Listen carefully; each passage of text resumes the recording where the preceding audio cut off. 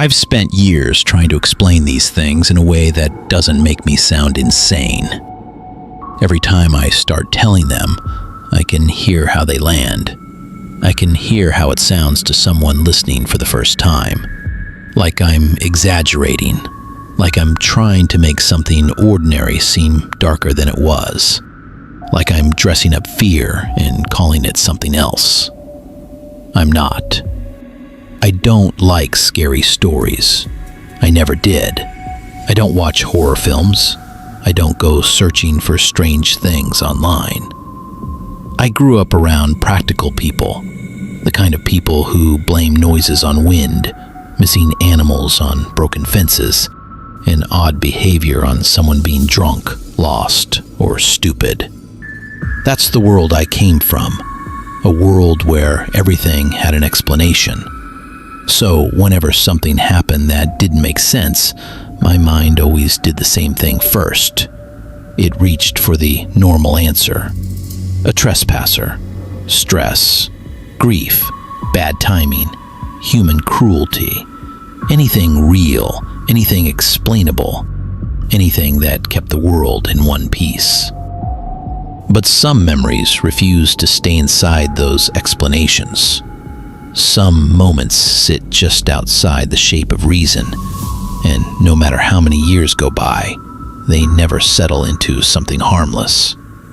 They don't become easier, they don't become clearer, they just stay there, waiting in the back of your mind, exactly as you left them. What you're about to hear isn't one story, it's three. 3 encounters, 3 different places, 3 moments that should have made sense and never did. And the worst part isn't always what was seen. It's what was felt. Because long after the sounds were gone, long after the places were left behind, and long after life moved on the way it's supposed to, one thing remained exactly the same. The certainty that something was there, and that it knew I was there too. I grew up on a family ranch in a rural part of the state, the kind of place people tend to romanticize until they actually see one. It wasn't the kind of ranch you see in films, with painted fences, wide flat land, and everything lit gold by the evening sun. Ours was rough. Uneven ground, old sheds, weak fencing, patches of pasture stitched together with stretches of brush and rock. Some of the buildings looked like they were permanently halfway through falling down. And then there were the woods. That's the part people never picture when you say the word ranch. They imagine open country, but a large section of our land backed right up against thick, unmarked woodland. Not proper trails, not clean spaces between trees, just dense growth that had been left to become whatever it wanted. Fallen logs, thorny undergrowth, deep pockets of shade where sunlight barely reached the ground. When we were kids, we were given boundaries, but they were never official. No fences, no signs. It was always something vague like, don't go past that tree line, or don't cross the creek, and keep going. Rules shaped more by instinct than anything written down. And like most kids who grow up out there, we tested those limits a little more every year. By the time I was in my late teens, I knew those woods better than most people around me. Not because I explored them for fun, but because life on that land pushed you into them. Fixing fences, checking on animals, looking for things that wandered off, cutting across the tree line because it was faster than circling around. It was quiet out there, in a way that's difficult to explain to people who didn't grow up in places like that. Not silent, never silent. There were always insects, birds, leaves moving overhead. But there was no human noise, unless someone brought it with them. No traffic, no neighbors, no distant televisions. Just land. That day started like any other. I'd been helping my dad repair one of the older sheds that morning, replacing rotten boards, arguing with a hinge that had never sat right, sweating through work shirts before noon. Around midday, we realized one of the younger calves was missing. That wasn't unusual. Calves wander. They squeeze through weak fencing, get turned around, drift toward the woods. Usually, it takes a few hours and a little patience, and then you find them standing somewhere stupid like they got bored halfway through running away. So I grabbed a bottle of water and told my dad I'd walk the tree line. I wasn't worried. I wasn't armed either. No rifle, no handgun, just the small pocket knife I always carried. At that point, I wasn't thinking about danger at all. I was expecting an annoying errand, nothing more. I started along the edge of the pasture, following the faint animal tracks pressed into the grass and dirt. You get used to noticing little things when you live that way. Bent stems, broken twigs, hoof marks, places where the brush has been pushed aside. I wasn't tracking properly, but I knew enough to read signs. After 20 minutes, I hadn't found anything, so I stepped into the woods. The temperature dropped almost immediately, that familiar coolness you only get under thick canopy. The light changed too. Everything flattened. The greens turned darker. The shadows got heavier. It felt like stepping into a place that belonged to a different part of the day. I followed a route I'd taken before, weaving around brush and deadfall, half paying attention, half lost in my own head. Then, at some point, I noticed something that made me stop. I couldn't hear the ranch anymore. What I mean by that is, all the usual sounds were gone. No cattle, no metal clanging in the distance, no voices, no movement from the pasture, just woods. That alone wasn't impossible. Sound does strange things out there. But I remember noticing it because it felt complete, like the world behind me had closed. I kept walking. Eventually, I saw a lighter patch ahead where the trees thinned and the sun managed to reach the ground. And in that patch, something moved. At first, my brain did exactly what brains are supposed to do. Deer. That was my first thought. It was low to the ground, moving between the trunks, brownish gray, hard to read at a glance. I stopped and squinted, waiting for it to arrange itself into something normal. Then it stepped further into view, and my mind just stalled. It had the shape of a person, head, torso, arms, legs. But it was on all fours, not scrambling, not crouching, not the awkward, unstable movement you'd expect from somebody crawling through the undergrowth.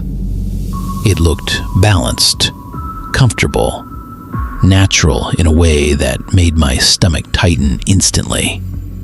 That's the part that stayed with me, not just what it was doing, but how normal it seemed to it. People don't move like that unless something has gone wrong. Even if someone drops to their hands and knees, there's still hesitation in it, some visible strain. This thing moved like that was simply the shape its body preferred. It took a few slow steps forward, hands and feet pressed into the dirt one after the other. Its back stayed level. The shoulders rolled strangely under the skin or fabric. Even now, I couldn't tell you whether it was naked, wearing something tight, or just so filthy that my eyes couldn't sort it out. I couldn't see its face properly. The head was turned slightly away, and what looked like hair hung over part of it. I stood there long enough for my mouth to go dry. My first real thought was that someone was messing with me. A hunter, a trespasser, someone trying to scare people on private land. But that explanation started falling apart even while I was thinking it. Because if it was a person, then it was a person moving in a way I had never seen another human being move. I almost called out. I almost said, "Hey." I still don't know why I didn't. Maybe I didn't want it to answer. Maybe I didn't want to hear a human voice come out of something that looked that wrong. Or maybe, somewhere deeper down, I already understood that speaking would make the moment more real than I was ready for. Then it stopped. Completely. I never saw it turn its face toward me. I never saw its eyes. But I knew, with that cold, immediate certainty that bypasses logic, that it knew I was there. The air tightened. The woods felt suddenly smaller. And then it moved and vanished. I don't mean it slowly slipped behind a tree. I don't mean it ducked down. I mean, 1 second it was there, and the next second it was simply gone from where it had been. I stared at the clearing, trying to force sense back into what I'd just seen. Then I heard a voice. It came from my right, deeper in the brush. Clear, flat, human. One short word. To this day, I can't tell you exactly what it said. No. Now. Go. Something like that. Short. Emotionless. Not shouted, not whispered, just placed there in the silence. I froze. And then I heard crying.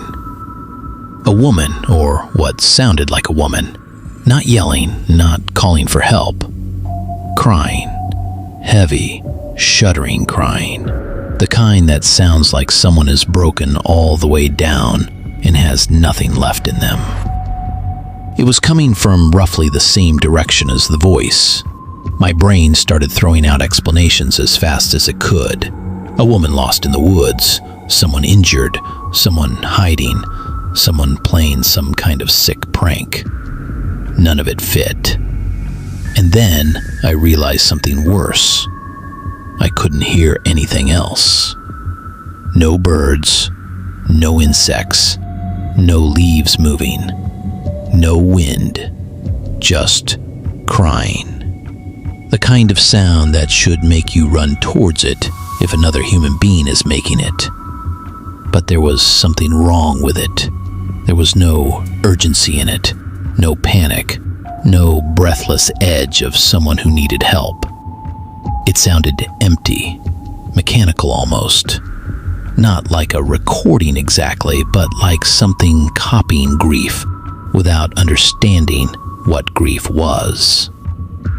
That was the moment something in me gave up on understanding it. I turned around and started walking fast, then faster. Then I was running. Branches whipped my arms and face.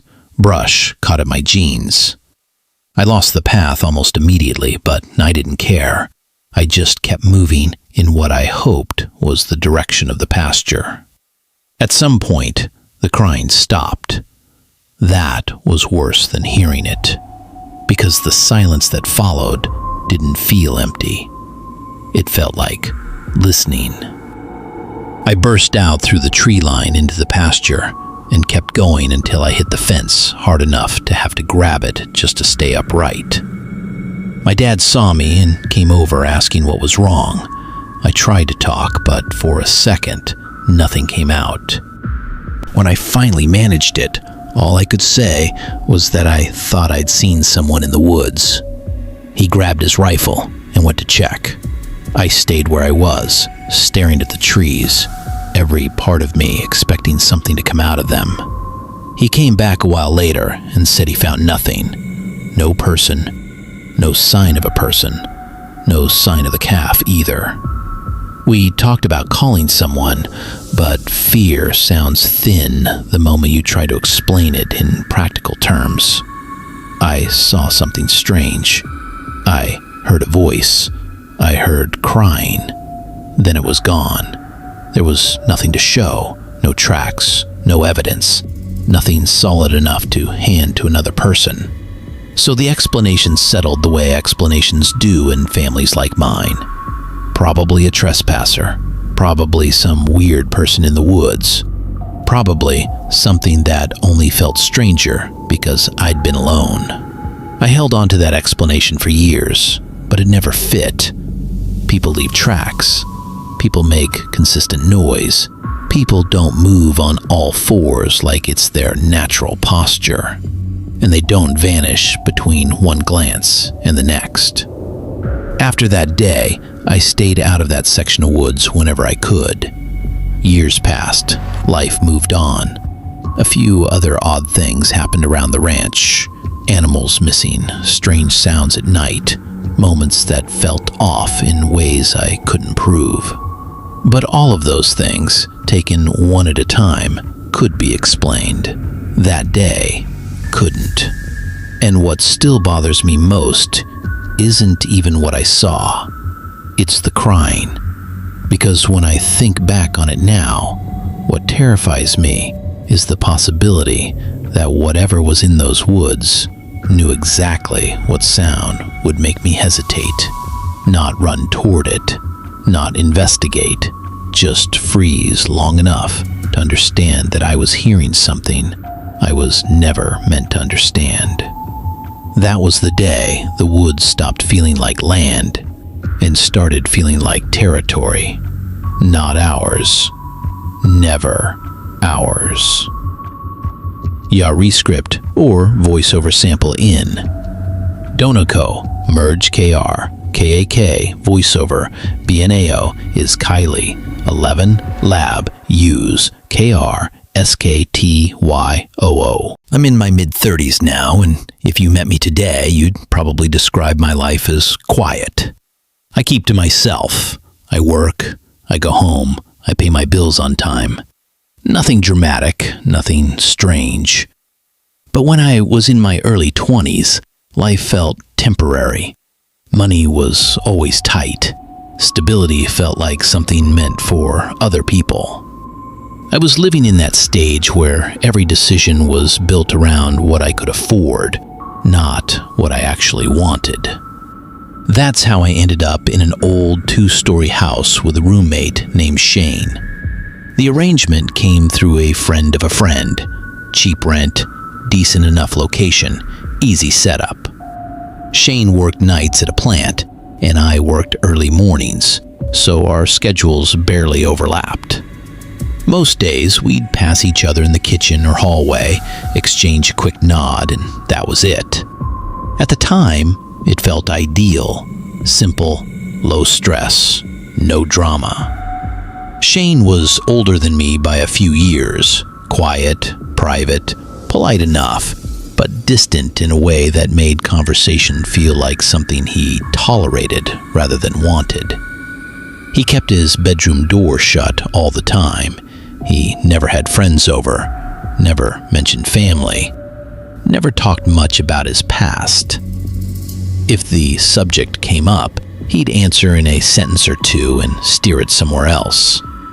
None of that seemed alarming. Some people just want to be left alone. Then one morning, on my day off, I woke up close to noon and noticed the house was unusually quiet. That wasn't especially strange either. Shane sometimes picked up extra shifts. Sometimes he was in and out at odd hours.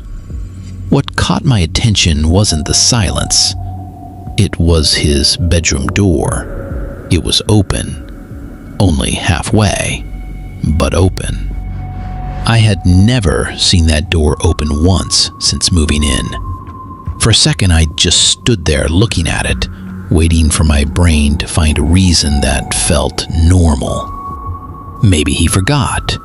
Maybe he was in the shower. Maybe he'd left in a hurry. I walked down the hall and pushed the door wider with my fingertips. Shane was lying on his bed, on his back, blankets pulled neatly to his chest, arms straight at his sides, eyes open, staring at the ceiling. For one stupid second, my mind tried to tell me he was asleep. It made no sense, but the brain will reach for any lie if the truth is standing too close. Then I saw his skin, pale in a way that didn't belong to sleep, almost gray. I said his name. No response. I stepped closer and said it again. The room felt wrong. The air was stale, heavy, as if it had been sitting still for too long. Under the dust and fabric smell, there was something else too, faint, metallic, sour. When I touched his arm, it was cold. That was the moment panic hit properly. I stumbled back into the hallway, shaking so badly I could barely get my phone out. Calling emergency services felt unreal, like I was acting in a scene someone else had written. My voice sounded wrong to my own ears, thin, unsteady, distant. Paramedics arrived, then police. People asked questions while moving around me with the calm efficiency of people who already know how the day ends. One of the officers eventually told me Shane had most likely died from a medical issue. Later, I found out it had probably been an undiagnosed heart condition. No signs of violence. No sign of a struggle. No sign that anyone else had been in the room. He had simply died there in the night while I was asleep down the hall. His family came within the week to collect his things. They were polite, reserved, and difficult to read, just like he'd been. The landlord told me I could either find another roommate or cover the full rent on my own. I stayed, mostly because moving costs money, and I didn't have any. But if I'm honest, another part of me didn't want a stranger taking that room. That probably doesn't sound logical, but nothing about those days felt logical. It felt easier to live with an empty room than to pretend what happened in it no longer mattered. After his family cleared it out, the room was bare. No clothes, no furniture, no trace of him. I kept the door shut, exactly the way he used to. For a while, things settled into something close to normal. Work, home, food, sleep, repeat. I tried not to think about what had happened in that house. Tried not to let my eyes drift toward the closed door every time I walked down the hallway. But sleep changed. It became thinner somehow, less reliable. The kind of sleep where you never fully drop, where every creak in an old house feels personal. Then one night, a few months after Shane died, something shifted. I woke sometime after midnight. No obvious reason. No nightmare I could remember. Just the feeling that the house wasn't resting the way it usually did. Then I heard laughter. A man laughing somewhere inside the house. Not loud, not joyful, not the sound of somebody amused. It was uneven, strained, more like someone trying to remember how laughter works and getting it wrong. I lay there, listening. At first, I told myself it must be outside, someone in the street, a television through a wall, a voice carrying strangely through the night. But the sound didn't pass. It drifted, slowly, unevenly, as though it were moving through the rooms. The laughter stopped. Silence dropped into place so suddenly it made the whole house feel hollow. I rolled slightly onto my side, facing the bedroom door, and stared into the dark. Something touched my shoulder. Just lightly. Fingertips. Warm. Every muscle in my body locked at once. I turned my head slowly toward the side of the bed. Nothing. The room was empty. The door was closed. No footsteps, no breathing, no movement anywhere. I reached for the lamp so fast I nearly knocked it over, flooding the room with light, checking every corner, every inch of floor, every line of shadow. Nothing was there. The next day, I told myself it had been stress, lack of sleep, trauma settling in strange ways. That explanation lasted until the other things started. Soft movement in the hallway when I knew I was alone. The feeling of being watched from the doorway while sitting in the living room. Small glimpses at the edge of my vision, something there for half a second, gone the moment I turned my head. None of it was dramatic. That made it worse. If something had slammed a door or thrown a chair, I could have reacted to that. I could have named it. But this was quieter than that. Constant enough to wear me down. Subtle enough to make me question myself. The whole house began to feel occupied in a way I couldn't prove. I stopped leaving lights off, stopped sitting in silence, started checking the locks more than once before bed. Sometimes I'd pause outside Shane's old room and listen, even though I knew it was empty. Or supposed to be. The breaking point came late one night after work. It was close to midnight when I got home. I unlocked the front door, stepped inside, and flicked on the living room light the same way I always did. Someone was sitting on the couch. My brain recognized the shape before the rest of me caught up. Shane. Same frame, same hair, same build. For one impossible instant, recognition came before fear. Then my mind caught up to what my eyes were actually seeing. The body was twisted. The torso faced forward, but the head was turned completely backwards. Not tilted, not bent, turned fully wrong. The face was staring directly at me over the impossible angle of its neck, eyes open, mouth hanging loose. The whole thing held in a position no living body could survive, and no dead body should ever make. Every detail was wrong in the most precise way possible. I remember a rush of cold so sudden it felt like my insides dropped out. Then my vision narrowed, the room tipped, and I blacked out. When I came to, I was on my back near the front door. The living room light was still on. The couch was empty, and the house felt like it was waiting to see what I would do. I didn't question it. I didn't search the room. I didn't try to force logic over what I'd just seen. I got up, went outside, got in my car, and drove. I have no memory of where I went at first.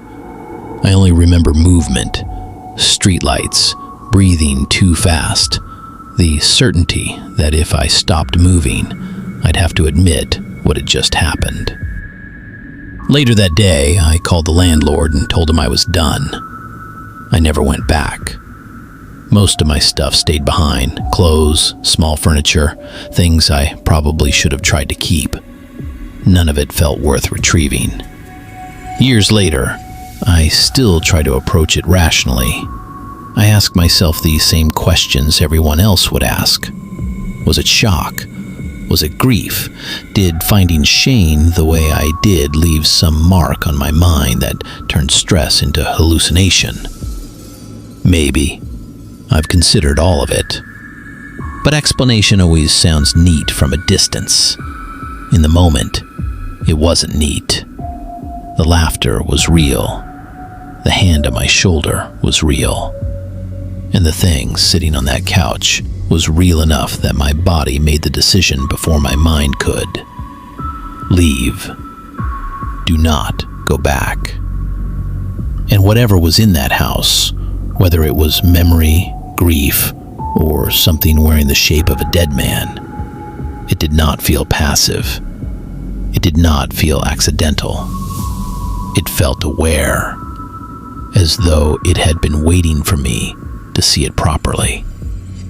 And once I had, it no longer needed the house to convince me it had been there. When I was 22, I lived in an apartment complex on the edge of town in northern Colorado, where the pavement gave way to gravel, pine needles, and long stretches of quiet road that felt harmless in daylight and exposed after dark. Technically, it counted as student housing. In reality, it felt more like a row of old cabins converted into rentals and left to age in place. I was in my final year of college, working part-time at a cafe downtown, trying to survive on the kind of budget that turns every life decision into a practical one. The apartment wasn't pretty, but it was affordable. It was within walking distance of campus, the bus stop, and the shop where I worked. Since I didn't have a car, that was enough. Most of my life followed the same pattern: classes, work, walk home, study, sleep. The kind of routine that starts to feel safe simply because it repeats. That was the mistake.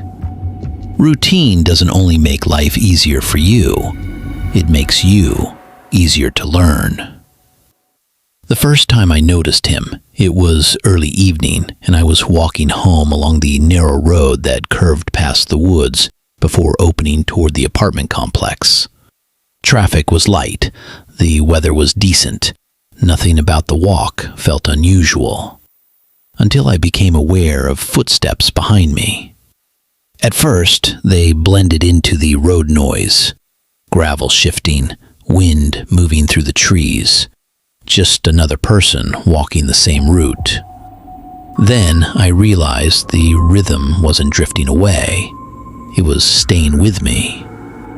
I glanced over my shoulder and saw a man maybe 30 feet behind. He looked ordinary in a way that made him difficult to remember clearly later. Neutral clothes, hands in his pockets. Nothing about him dramatic enough to justify panic. So I told myself not to be ridiculous. It was a public road. People walked there. Still, when I unconsciously sped up, his pace changed too. When I slowed, he slowed. That was the first moment my body understood something before my mind was willing to. The road curved. The trees drew closer on both sides. The streetlights were too far apart to feel helpful. By the time the apartment buildings came into view, my hands were damp and my breathing felt wrong. Relief hit as soon as I saw lights in windows and cars in the lot. Proof that other people existed. Proof that if I needed help, there were doors nearby. I turned into the complex. He turned in behind me. At that point, pretending it meant nothing became impossible. I took the stairs to my unit, 2 at a time. My apartment door was halfway down the exterior walkway. Before I reached it, I looked back. He had stopped at the top of the stairs. He wasn't coming closer. He was just standing there, watching. We locked eyes. No smile, no apology, no sign he was lost. No explanation at all. After a few long seconds, he turned around, walked back down the stairs, and disappeared into the dark part of the car park. Once inside, I locked the deadbolt and leaned against the door, trying to convince myself that nothing had happened. Maybe he lived there. Maybe he'd gone the wrong way. Maybe he realized how it looked and left. For a few days, I didn't see him again, and my nerves gradually loosened. That's the problem with fear when it doesn't fully finish the job. Eventually, it starts feeling unreasonable. Then the second incident happened. It was afternoon, still light outside. and I'd just left the cafe after a shorter shift. There were people around, cars moving, customers near the front door. Nothing about the world suggested danger. About 2 blocks from work, a dark car slowed beside me. At first, I assumed the driver was looking for parking. Then the passenger side window rolled down, and a man leaned across from the driver's seat. "Hey," he said, "you need a ride?" I said no immediately. He kept pace beside me. "You sure? It's a bit of a walk." "I'm good," I said, keeping my voice flat, my eyes forward. The car rolled on, turned the corner, and disappeared. For a few seconds, I felt stupid for being tense. Then, half a block later, the same car came back into view behind me. This time, it didn't pull up beside me. It trailed me, slowly. I turned onto a busier street, hoping traffic would shake it. It followed. After about a minute, it accelerated, passed me, and kept going. Again, I tried to tell myself I was overreacting. Then I got closer to the quieter road leading back toward my apartment complex. And the car was there, parked ahead near the curb, waiting. Both front doors opened. One man stepped out, then the other. And standing there beside the man from the car was the same man who had followed me up the stairs days earlier. The recognition was immediate. So was the fear. My whole body went cold in that instant. Not panic exactly. Something older than that. Something cleaner. The part of you that understands danger before language gets involved. The 2 men stood between me and the direction I needed to go. Neither one shouted. Neither one smiled. Neither one rushed me. That made it worse, because it felt controlled, planned. Like they weren't improvising, like they were waiting to see what I would do. I didn't think. I ran. Not back toward the apartment, toward the nearest row of small shops off the main road. I remember my shoes slamming pavement, my bag hitting against my side. That sharp taste in my mouth from breathing too hard, too fast.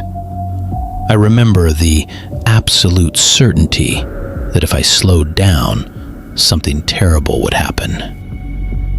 I burst through the door of one of the shops so hard, I nearly collided with someone walking out. "Help!" I said. Maybe I shouted it. I honestly don't know. People turned. Someone behind the counter looked up immediately. Through the glass front, I could see the 2 men still standing near the curb. They didn't come inside. They just watched for a moment. Then they got back into the car and drove away. My legs were shaking so badly, I had to grip a shelf to stay upright. The people in the shop called the police. I gave descriptions, told them about the man on the road, told them about the stairs, told them about the car, the offers of a ride, the way the 2 men had appeared together ahead of me, like they already knew where I was going. The officers took it seriously, but no one was ever arrested. No one was identified. After that, I stopped walking alone whenever I could avoid it. If I couldn't get a ride, take the bus, or leave with someone else, I stayed where I was. The apartment stopped feeling like home. The roads stopped feeling ordinary. Even daylight stopped meaning what it used to mean. I finished the semester, packed what I had, moved back in with my parents. Years later, I still think about those men. I still wonder whether they had been watching me long before I noticed them, whether they'd seen me at the cafe, whether they'd learned my route, whether they'd waited for a quieter evening, a missed bus, a day when no one happened to be standing outside the right shop at the right moment. Maybe they were opportunists. Maybe they had done it before. Maybe I was one small decision away from disappearing into somebody else's story. That's the thing that has stayed with me, not just the fear of what might have happened, but how normal they looked, how ordinary the road looked, how easily danger can stand in daylight, speak politely, and still mean you harm. Not everything terrifying hides in the dark. Some things walk toward you in plain clothes, with calm voices and patient eyes, counting on the fact that most people are taught to ignore their instincts until it's too late. And if there's one lesson I took from that time, it's this. The moment something feels wrong, you do not owe anyone politeness before you protect yourself. You leave, you run, you survive first. You can explain yourself later. 3 different places, 3 different lives. A ranch bordered by woods that never felt the same again. A house that should have been empty. A quiet road where danger wore an ordinary face. Maybe every one of these stories has an explanation. Maybe the thing in the woods was human. Maybe grief twisted a house into something it never was. Maybe those men were exactly what they appeared to be. Predators waiting for the right moment. Maybe. But explanation doesn't erase the feeling, because fear leaves a signature. And years later, when a room goes too still, when the woods fall silent, when footsteps behind you begin to match your own, your body remembers before your mind does. Something is wrong. That may be the most unsettling part of all. Not that the world is full of monsters, but that sometimes, for 1 second too long, the world stops behaving the way you were taught it should.